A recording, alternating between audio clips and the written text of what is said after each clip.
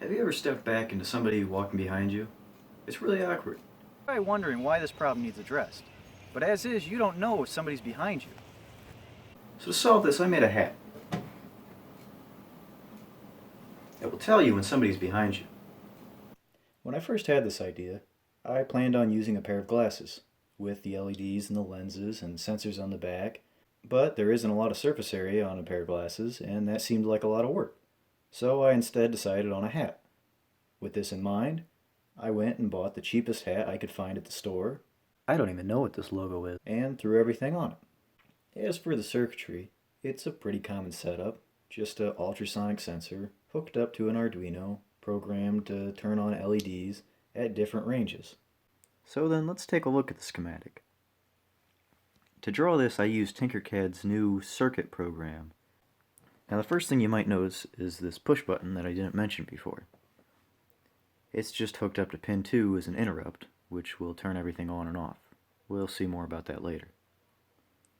Then the ultrasonic sensor is just hooked up to pins 5 and 6 and powered by the Arduino. An ultrasonic sensor is a range-finding sensor which determines the distance by sending out a sound signal which would reflect off of anything in front of it and back to the sensor. So like a dolphin, but on a hat. Then at the top here we've got the 4 LEDs that turn on at different ranges, hooked up to whichever pins are left over. Now let's take a look under the hood, or in this case the bill. Here we've got the LEDs arranged so you can see them while wearing the hat, and a small push button that turns it all on and off. The push button's a little close to the head, but who cares? Now the resistors on these LEDs are a bit higher than I would normally use. Normally on 5 volts I would use a 220 ohm resistor, but these LEDs don't have diffusers like I normally use. Without the diffuser, they're a lot brighter and the light shines more directly out of them.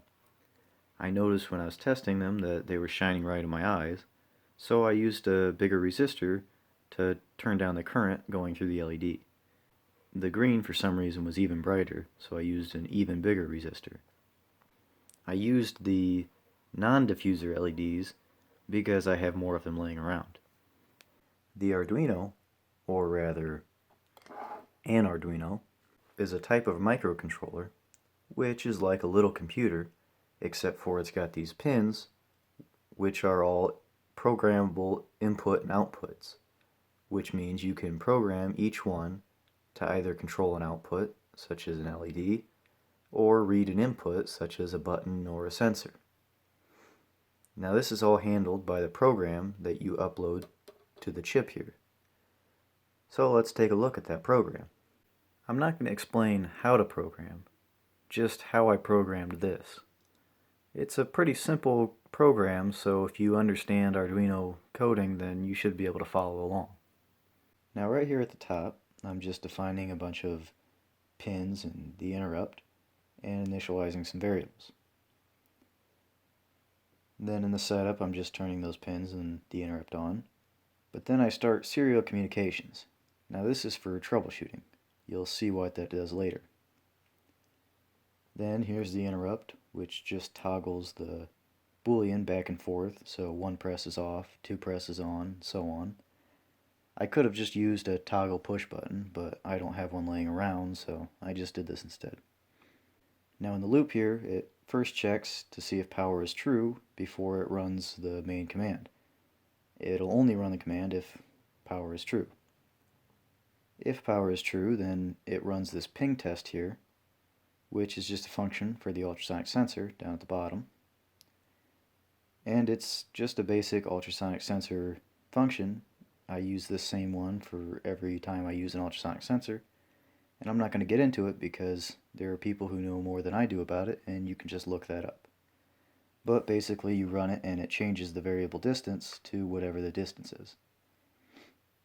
So then back up here in the loop, it prints out the distance, which this is where the troubleshooting comes in, because then you can see if the distance is incorrect or if the LEDs just aren't turning on.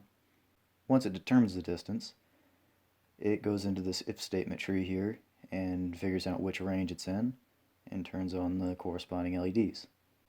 Now if the power is false, then it just turns off all the LEDs and doesn't run the ping test at all. So like I said, pretty simple.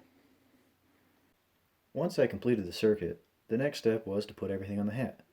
I tried to do this as quick and easy as possible, but when the zip ties and the tape didn't hold up, I opted instead for a slightly more practical approach. Now I've never sewed before, but I gave it a shot, and it was a lot easier than I expected. So I did that for the Arduino and the ultrasonic sensor, and they've held up fairly well. Not that I would consider these master seams or anything, but I did prick my fingers a few times. Now there's not really a good way to sew LEDs to a hat. Well, there are sewable LEDs, but I don't have those. So instead I used a needle and hammered a hole through the cardboard that makes up the bill of the hat. Once the hole was in place, I just pushed the leads through the hat, and this allowed me not only to hold the LEDs in place, but to put all the resistors and wires on top of the hat, so it looks nice while you're wearing it. And this was just rinse and repeat for the push button. To power the whole thing, I used a 9-volt battery. I zip tied this to the Arduino because I'm pretty sure there's a rule in the maker's handbook about using at least one zip tie in a project. I think it's under like Article 23 or something. Found it. It's Article 23, subsection B. And with that, it's ready to go. With this hat, you'll always know when somebody's behind you. Not that I would recommend making this hat, but I will leave the code and the schematic in the description, and if you have any questions, leave those in the comments. Thanks for watching this video, and stick around for future projects.